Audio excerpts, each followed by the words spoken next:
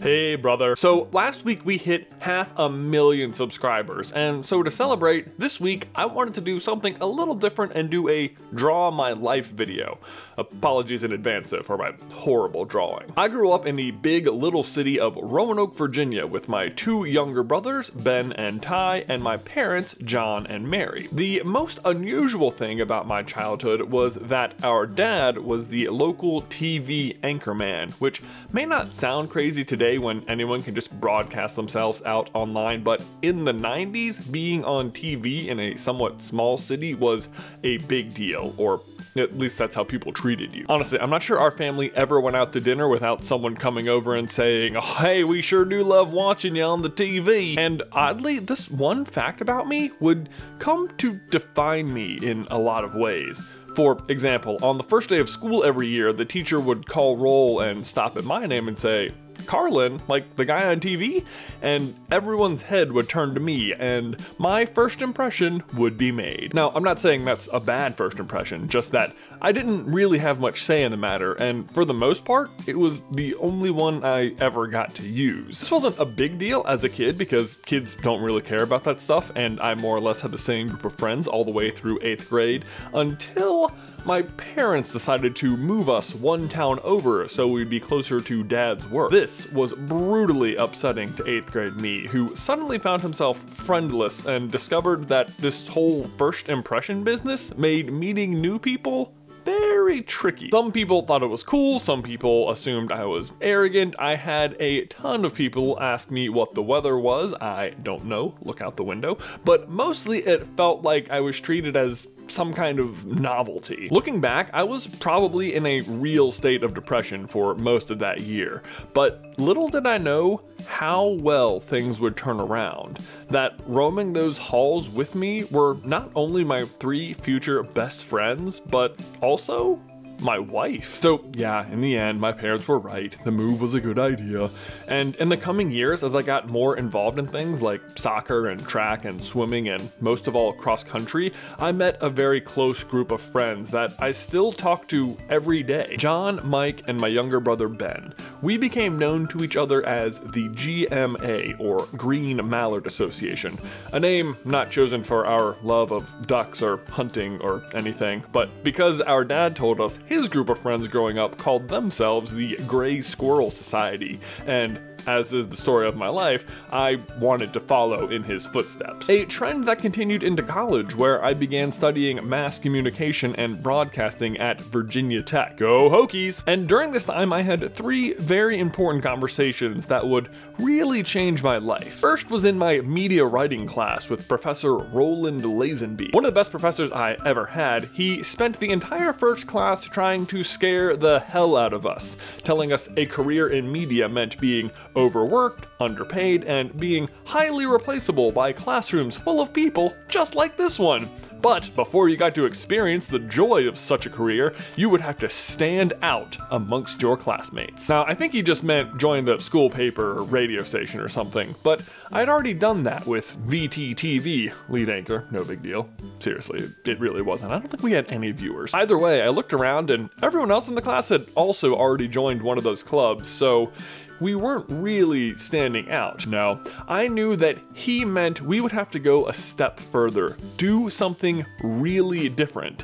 I just didn't know what that was yet. Which brings me to the second conversation, which was with my youngest brother, Tyler. Like any male college student, I found myself getting into retro gaming, and it wasn't long before I came across the angry video game nerd online.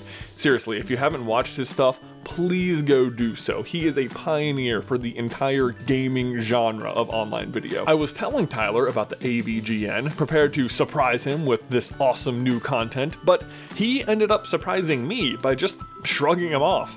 Yeah, he's okay, but really I'm a bigger fan of Sexy Phil and Kev Jumba. Not only was Tyler not impressed, but he had name dropped some other creators I'd never heard of, but not for long. Tyler went on to show me the subscription section of YouTube and all of the top channels. I was amazed. I had never even noticed the subscribe button on YouTube before. Later that night though, I investigated further and stumbled across Community Channel, or Natalie Tran.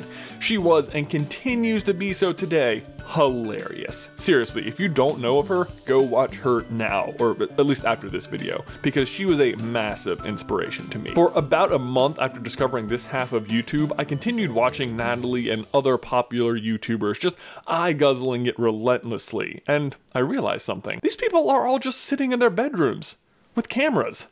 I could do that. That could be my standout thing. And so I started my first channel, Carlin. I was so nervous posting that first video, but to my surprise, my friends loved it and demanded more, so I kept making them, and was incredibly surprised to start getting subscribers from people outside my group of friends, people from all over the place. And that leads me to conversation number 3. One night while I was on a run with GMA friend John, all of a sudden the talk turned serious. John turned to me and just said, Carlin, you have got to keep doing this. Promise me. It's as if he was making sure that in case nobody had told me, in case I didn't know or realize, that at least in his opinion, I was very uniquely talented at this video thing. Honestly, it was the kind of thing that only a close friend can tell you and truly get the message across, and it really meant a lot to me, and so I heeded his advice. For the next 2 years, I continued making vlogs, with a few vids even gaining some minor traction. One video in particular I made with other GMA friend Mike called Twitter in Real Life really took off. But then I graduated college and had to get a real job, which took around 6 months or so of searching, and during that time I halted the production of Carlin because it just felt irresponsible to be spending all of my free time making these videos instead of looking for an actual job. But eventually I did get hired for a marketing position at a local concert venue. I found out later that I beat out 300 applicants, largely because during my interview, they were so impressed with, of all things, Carlin. All of that self-taught online marketing had really paid off. So renewed with vigor, I rebooted my channel. I applied for a partnership on YouTube thinking, hey, maybe I can make a few extra bucks from this crazy hobby. And to my delight, I was approved, and I told everyone I know about it and how YouTube worked, how if you watched and or clicked the ads before the videos, the creator earned some money. And my biggest fan in all of this was my younger brother Ben, who, after he figured out how YouTube worked, put 2 and 2 together, and in a secret attempt to help make me money, rallied all of his classmates to go watch my videos and click on the ads. All I can say is, don't do this. YouTube can tell when revenue is being artificially generated and does not appreciate it. In fact, they issued my channel a lifetime ban from monetization. That really took the wind out of my sails, and with my new full-time job being more and more demanding, I once again had to put YouTube on the back burner for a while. But fast forward 2 years, and I'd still kept up with watching YouTube. My new favorite vloggers were the VlogBrothers, and I had started playing a lot of Super Mario Galaxy 2 on the Wii because it's awesome, and the name SuperCarlinBrothers crept into my head, planted itself, and began to grow. I decided I wanted to start another channel and take on the Brotherhood 2.0 challenge of the VlogBrothers with my brother, Ben. The only problem was, Ben was not so interested in YouTube, but he did sort of ad bomb my first channel, which I think he felt kind of guilty about, and he needed a roommate so he didn't have to move back home with mom and dad after college.